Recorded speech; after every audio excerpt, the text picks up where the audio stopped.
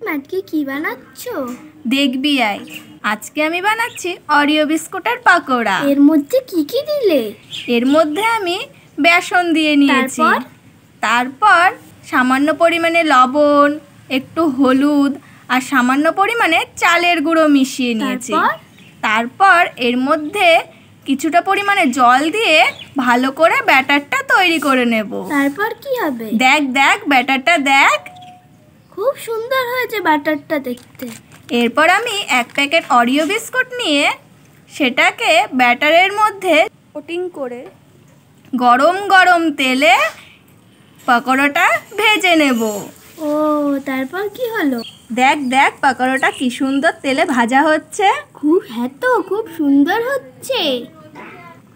এরপর পাকোড়াটা উল্টে পাল্টে ভালো করে ভেজে নেব। ম্যাম, আমিও খাবো কিন্তু।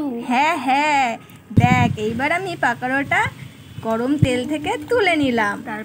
তারপর এক এক করে আমি আরও কয়েকটা পাকোড়া গরম তেলে দিয়ে সুন্দর করে ভেজে নেব।